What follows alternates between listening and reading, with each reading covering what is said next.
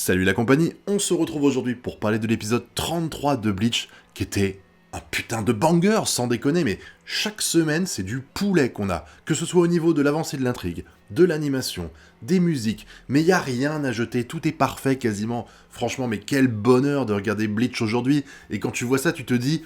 On a bien fait d'attendre, vous vous rappelez, à l'époque Bleach était arrêté avec l'arc Fullbringer, et on se disait, oh fait chier, on n'a pas la suite et tout ça, et ben, on a bien fait d'attendre. Parce que la qualité de ce que nous propose le studio Pierrot, c'est une dinguerie, vraiment, quel bonheur. Alors on est, rappelez-vous, hein, l'épisode précédent, ils arrivaient là où est maintenant, là où sont les, enfin, là où il y avait avant le palais du roi, pour affronter Yurabaha et réussir à remettre les choses dans l'état. Alors, je me demande comment ils vont faire, parce que mine de rien, on sait que la solution Ukitake, elle était temporaire. Maintenant que Ukitake, c'est plus ou moins mort, ça sert à quoi de tuer Urabaha si c'est pour derrière avoir personne pour prendre sa place? Je sais pas, on verra bien comment ça se passe, mais pour l'instant, je me dis, il part au plus pressé, clairement, mais il va falloir trouver quand même une solution derrière pour réussir à maintenir l'équilibre entre les trois mondes, et ça attendra un petit peu, mais du coup, ils sont tous séparés.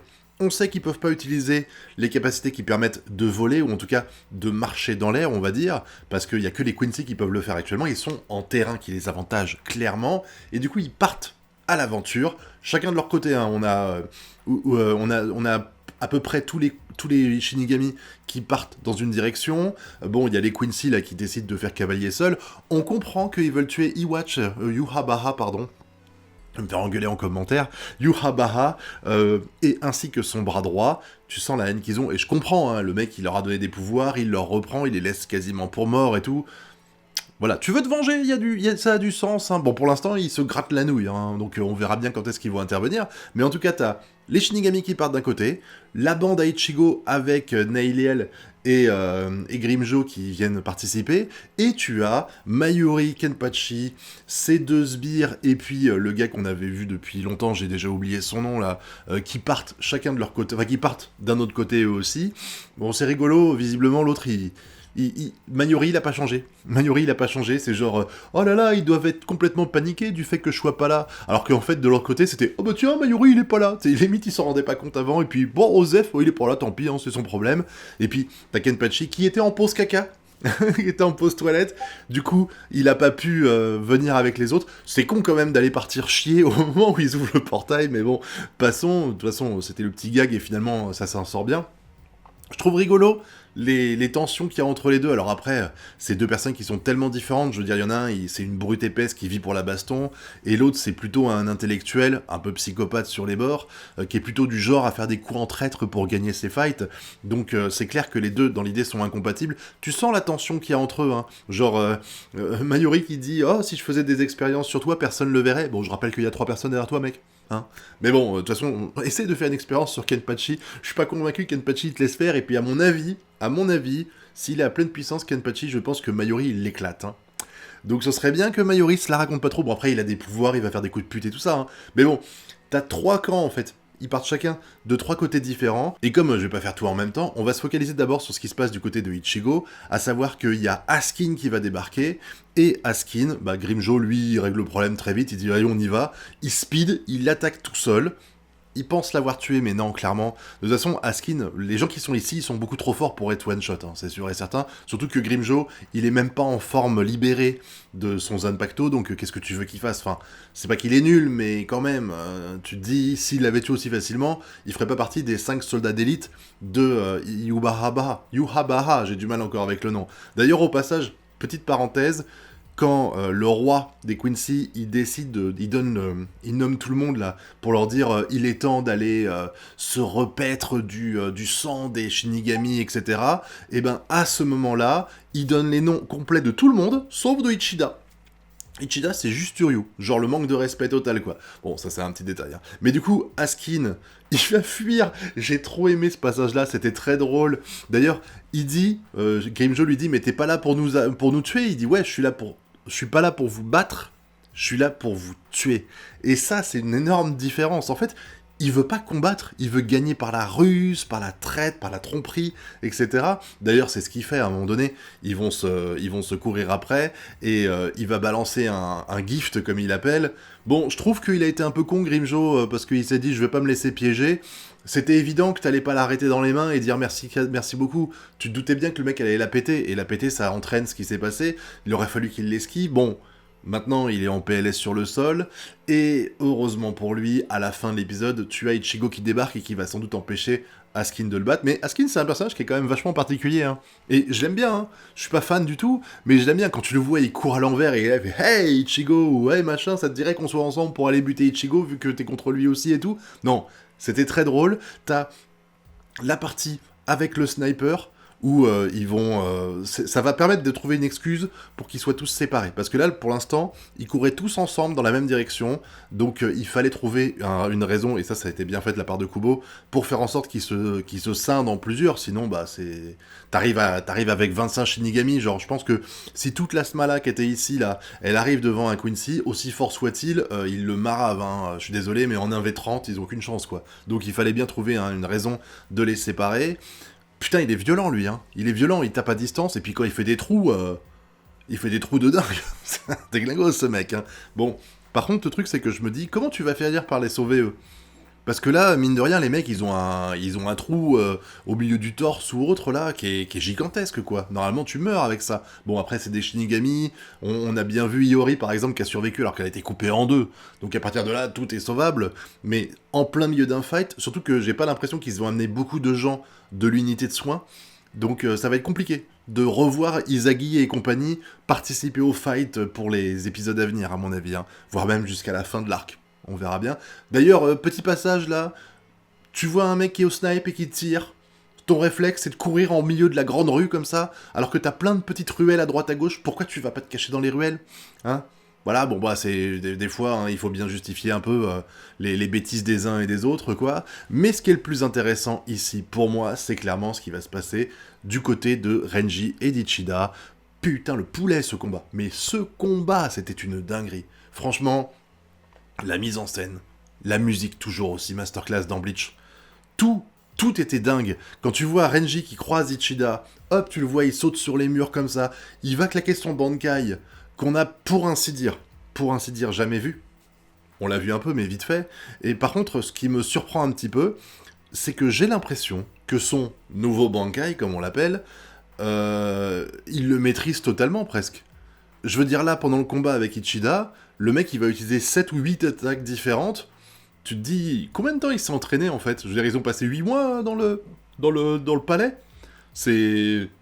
Tant mieux, hein, y a pas de souci, mais c'est juste que j'étais surpris de le voir avoir une palette de coups aussi riche. Après, c'est super puissant, super stylé. Quand tu vois là, bon, son bras gauche lui permet de servir de bouclier et aussi d'attaque hein, quand il donne le coup de poing avec, mais waouh, le mec il éclate tout, c'est incroyable. Et puis son arme à droite, bah c'est un peu comme l'ancienne arme. Ce qui est bizarre, c'est qu'il peut l'avoir en petit et en grand, vous savez. À un moment donné, on voit que l'épée est pas super grande. Enfin, elle est de taille normale, alors que quand il était en Bankai avant, il était beaucoup plus gros, Zabimaru. Là, en fait, j'ai l'impression qu'il peut régler la taille de ce que j'ai vu à un moment donné. En tout cas, il est tellement fort, tellement fort. Ichida, il fait tout ce qu'il peut, mais il s'en sort pas, clairement. Et à la fin, bah, il va claquer, évidemment, le fameux pouvoir ultime qu'il avait déjà fait. Hein. Encore une fois, je crois que on m'avait dit dans les dernières reviews que c'était un truc exclusif qu'on n'avait pas vu, en fait, dans le manga, et c'est cool qu'ils avaient fait ça, on se doute bien qu'ils l'ont pas fait tout seul sous Studio Pierrot, et que ça a été quelque chose qui a été commandé, demandé de la part de Tite Kubo, mais ça rend tellement bien cette transformation-là, et une fois qu'il l'a fait, tu sens que c'est un niveau au-dessus du Bankai de Renji. Hein. Il essaye. Il est violent. Hein. L'attaque qu'il fait à un moment donné, là, quand il fait la super attaque et que Renji se protège, que tous les poils de sa bestiole, là, elle tombe par terre et qu'après ça crée plein de bras qui chopent Ichida. Encore une fois, incroyable qu'il ait réussi à développer ses pouvoirs aussi rapidement. Mais ce truc-là, quand il balance l'énorme... Il fait tourner son truc, là, et puis il le balance... Pouah, c'est tellement incroyable. Mais dans l'idée... Les Quincy, tu peux pas les battre. Tu ne peux pas les battre. Parce que déjà, ils ont leur pouvoir, là, le Blood Veiné, je crois que ça s'appelle. À un moment donné, ils le plantent carrément, Ichida. Enfin, Reggie plante Ichida, et le mec, il a rien, parce qu'il a son truc autour de lui. tu tapes en bas. En Bankai, un coup blanc en Bankai, ça ne marche pas, le Blood Vené suffit à le défendre, et puis pareil, tu le mets en PLS total après l'attaque ultime qu'il fait, et ben... Non, pas de problème, parce que comme c'est un Quincy, il peut récupérer le Reiatsu qui est autour d'eux, et hop là, c'est parti, il absorbe, tu vois les bâtiments qui disparaissent parce qu'ils récupèrent leur Reiatsu, et hop, il est à nouveau frais comme un gardon, il recommence le fight, et il défonce Ichida. J'aime bien l'attaque qu'il fait. Oui, et ça me rappelle un peu le truc que fait, rappelez-vous, Rukia, quand elle est, je crois que c'est la première fois qu'elle croise, une des premières fois qu'elle croise Ichigo, je crois, ils font un truc en fait qui est à sa taille, là, et qui le bloque. Il y a un peu ça, parce qu'en fait, il fait 4 murs, si je puis dire 4 ou 5 murs autour de Renji, et ensuite ça fait des flèches qui le transpercent comme ça, un peu de la même façon, sauf que là, ça absorbe le Reiatsu, donc Renji, il se retrouve sans Bankai et sans Chikai, donc il va se faire dégommer. J'ai bien aimé quand même le sursaut d'orgueil de sa part, quand il dit « tu connais rien au Shinigami », qui reclaque son Bankai, et que tu vois bien qu'il est à des années-lumière du Bankai qu'il avait il y a 2 minutes, et qu'il essaie de protéger l'attaque que fait Ichida, mais que... ça ne marche pas. Bon là tu te doutes bien, Renji il est dans la merde totale, mais il y a quand même de fortes chances que quelqu'un arrive pour sauver Renji au dernier moment, parce que, bon j'ai dit jusqu'à présent que pour moi Ichida il était gentil, bon là, il est un peu violent quand même avec Renji, donc... D'ailleurs, c'était sympa, parce que c'est deux personnages qui se sont pas mal confrontés par le passé, donc les voir se battre, c'était plutôt cool, et c'est vrai qu'Ichida, maintenant, là, c'est pas que je doute du fait qu'il est de leur côté, mais c'est vrai que là, tu te dis, il y a personne autour de toi, mec, donc je comprends que t'aies besoin de faire un cinéma, t'aies besoin de mettre les gens en difficulté, mais bon, faut pas les tuer. Je me doute bien qu'il le tuera pas, c'est sûr et certain pour moi qu'il le tuera pas. Il va pas juste te dire, allez, je te laisse là. Il va y avoir un événement qui va faire que Ichida va pas pouvoir l'achever. Il va prendre son temps gentiment, et t'as un Shinigami qui va passer par là, et qui va empêcher qu'il le tue, ou peut-être Quincy, je sais pas. Mais quoi qu'il en soit, vraiment, les Quincy, à moins que tu détruises tout le Reiatsu autour de toi, et t'es à la Soul Society, et la Soul Society, il y en a partout du Reiatsu, donc ça me paraît très compliqué. Faut vraiment les one-shot, quoi. Parce que si tu les one-shot pas et que tu les blesses juste, quoi qu'il arrive, tu leur arraches un bras, il repoussera avec le Reiatsu. Enfin, je pense, hein, je sais pas si ça peut faire ça, mais voilà, faut vraiment le one-shot. Et d'ailleurs, c'est intéressant parce que Ichida, il va dire qu'il y a 3 raisons de la défaite. Bon, la troisième, qui déteste les Shinigami, c'est de la merde comme excuse. Mais par contre, celle qui m'intéresse le plus, c'est qu'il a dit que, inconsciemment, Renji n'essayait pas de tuer Ichida parce qu'il le considère toujours comme un allié. Enfin, c'est moi qui paraphrase. Et c'est vrai, même si Ichigo, lui, il était encore plus dans la retenue, je suis sûr et certain que Renji, ils doivent quand même beaucoup à Ichida, qui a fait quand même pas mal de choses pour les Shinigami, et pour le monde en général, les mondes en général. Donc c'est vrai que le voir perdre, c'est pas vraiment surprenant, surtout que ça aurait été un peu trop facile si lui était capable de battre un des meilleurs Quincy, parce que là, c'est le top 5, hein, la crème de la crème, qui a été dopé aux hormones de Reiatsu de Yurabaha, donc forcément, eux, ils sont censés être beaucoup trop forts pour un vice-capitaine, même s'il a Bankai, c'est sûr et certain qu'il aurait pas pu le tuer, en tout cas... c'est mon point de vue, mais ça n'empêche que, putain, on a passé 20 minutes avec du poulet, quoi. Que ce soit les moments drôles avec Eskin, ou après le combat Renji-Ichida, mais miam, miam, miam, miam, miam, qu'est-ce que j'ai bien mangé. Qu'est-ce que j'ai bien mangé, quel bonheur de regarder Bleach en ce moment, vraiment, c'est du poulet. C'est du poulet, et j'ai hâte d'être à la semaine prochaine pour voir la suite de tout ça. Maintenant, je compte sur vous, vous connaissez la chanson, hein. Pouce bleu, abonnement, partage. N'oubliez pas de commenter, allez hop, je vais faire comme beaucoup de youtubeurs, hein. Mettez Zabimaru à la fin de la vidéo si vous avez été jusqu'au bout. Et en attendant qu'on se revoie, je vous dis à très bientôt pour de prochaines vidéos. Tchuss!